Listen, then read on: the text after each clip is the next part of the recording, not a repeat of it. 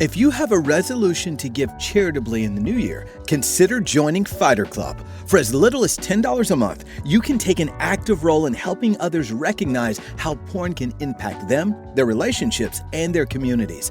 As a 501c3 nonprofit, we rely on Fighter Club members to help us create resources that educate countless individuals on the harms of pornography, like this podcast. Plus, as a member of Fighter Club, you'll receive exclusive benefits like 30% off the Fight the New Drug store, access to our secret store, regular impact reports, and a Fighter Club kit when you join. Make a real difference in the movement for love this year. Join Fighter Club for as little as $10 a month at ftnd.org/joinfc. That's ftnd.org/joinfc. See you in the club. My name is Garrett Johnson, and you're listening to Consider Before Consuming, a podcast by Fight the New Drug. And in case you're new here, Fight the New Drug is a non-religious and a non-legislative organization that exists to provide individuals the opportunity to make an informed decision regarding pornography by raising awareness on its harmful effects using only science, facts, and personal accounts. During these episodes, we cover a wide variety of topics that may be triggering to some. Listener discretion is advised. Welcome to part 15 of our Get the Facts series, where we explore the research on a specific topic surrounding porn's harms on individuals, relationships, and society to help you be more informed and empowered with the facts. Today's episode is How Porn Can Promote Sexual Violence. You can find the sources to the claims made in this episode or read along at ftnd.org/getthefacts. Now, let's get to the episode. Did you know that the average internet user spends over 40% of their waking hours online? 40%. That's a lot of time on the internet. Whether streaming a new series, scrolling through social media, or sending memes to friends, everything we consume communicates a message. So does the media we consume online actually have an effect on us, or is it passively consumed and then quickly forgotten? Countless researchers have been asking similar questions since the dawn of the internet, and according to their findings, the short answer is yes. Our internet consumption has an effect on the way we think and behave. From poor mental health to a more negative body image, studies are increasingly clear that what people consume online has the potential to affect them, both positively and negatively. So with that in mind, considering that an estimated 91% of men and 60% of women consume porn, let's take a few moments to examine how porn may be affecting its consumers. To start, let's talk about the content of porn. Is it mainly sensual but explicit sex? Or is extreme content common? One team of researchers with the same question analyzed hundreds of the most popular porn scenes and found that 88% contained physical violence or aggression, while 48% contained verbal aggression. Another study estimated that nearly 40% of videos analyzed on Pornhub contained visible aggression or violence, while 25% contained verbal aggression. And yet another study suggested that 45% of Pornhub videos and 35% of videos on X videos depicted violence or aggression. And as each of these studies agreed, women were almost always the targets. Did you follow that? Even by the lowest estimate, that still means that more than 1 in every 3 porn videos depicts sexual violence or aggression.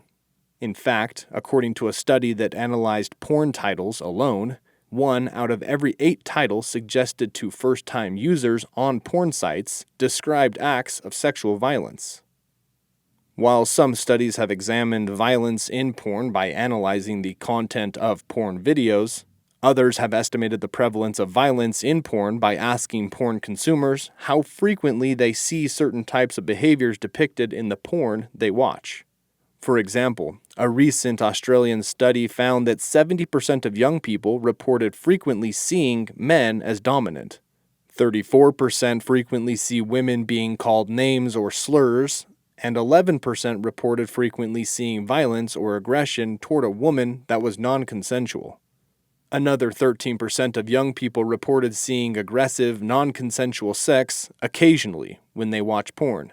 So together, the study found that 1 in 4 young people have had repeated exposure to depictions of violent, non-consensual sex within the last year of their lives. While the amount of violence shown in porn is troubling, what is perhaps even more disturbing is the portrayed reactions to that violence. One study found that 95% of targets of violence or aggression in porn appeared either neutral or appeared to respond with pleasure. In other words, porn is sending the message that sexual violence is just part of sexual pleasure. So how does this normalization of sexual violence affect porn consumers? Well, according to neuroscientific studies, with repeated exposure to porn, consumers can become desensitized to some sexual content and may need to consume increasingly extreme content in order to get the same rush as before. By watching scene after scene of dehumanizing or violent content, it can start to seem normal. In fact, research indicates that porn consumers are more likely to sexually objectify and dehumanize others, more likely to express an intent to rape, less likely to intervene during a sexual assault, more likely to victim blame survivors of sexual assault, more likely to support violence against women, more likely to forward sexts without consent, and more likely to commit actual acts of sexual violence. In 2016, a team of leading researchers performed a meta-analysis of quality studies on the connection between porn and sexual violence. After analyzing relevant studies on the topic, they concluded that their research left, and I quote, little doubt that on the average, individuals who consume pornography more frequently are more likely to hold attitudes conducive to sexual aggression and engage in actual acts of sexual aggression, end quote. Research also suggests that increased pornography consumption is associated with the enjoyment of degrading, uncommon, or aggressive sexual behaviors. Another study indicated that teens often report trying to copy porn in their own sexual encounters, and that the pressure to imitate porn was often an aspect of unhealthy relationships. And according to a UK survey of over 22,000 adult women, 16% reported having been forced or coerced to perform sex acts the other person had seen in porn. Of course, not all porn features physical violence, but it's important to recognize that even non-violent porn has been shown to be associated with negative effects like increased sexual aggression. And whether or not porn portrays sexual violence, it often glorifies other toxic narratives, including racism, sexism, incest, and the fetishization of marginalized people. Now, we want to be very clear in saying that porn does not automatically turn consumers into rapists. Porn consumers are not necessarily going to go out and sexually abuse someone just because they watch porn. What we are saying is that porn plays a role in normalizing sexual violence, which can have devastating, real-world consequences. Regular porn consumers might tell themselves that they aren't personally affected by porn or the toxic messages it perpetuates, but research suggests otherwise. There is no guarantee that porn won't affect a consumer's attitude about sex in unhealthy ways. A significant portion of the porn consumed by millions of people every day reinforces the message that sexual violence is a normal part of what good sex is supposed to be, making it more challenging for many young people to prepare for healthy sexual relationships where their consent and boundaries are respected.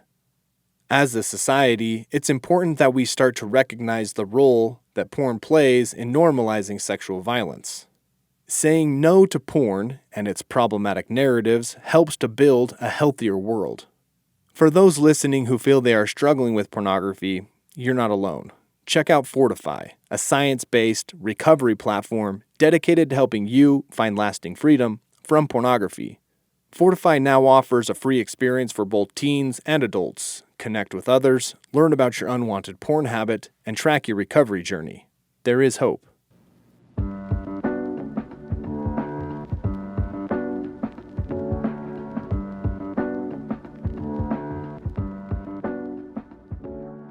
Deciding to quit porn in the new year?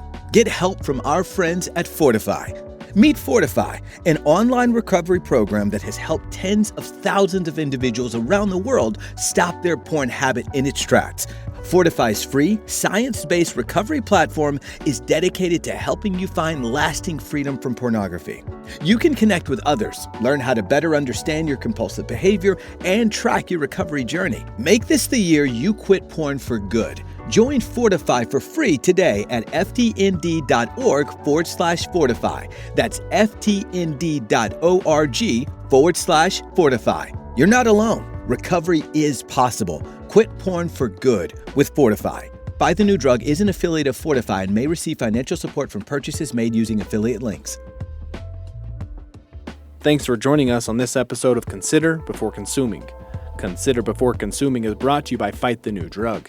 Fight the New Drug is a non-religious and non-legislative organization that exists to provide individuals the opportunity to make an informed decision regarding pornography by raising awareness on its harmful effects using only science, facts, and personal accounts. If you've benefited from listening to Consider Before Consuming, consider subscribing and leaving a review. Again, big thanks to you for listening to this episode. As you go about your day, we invite you to increase your self-awareness, look both ways, check your blind spots, and consider before consuming.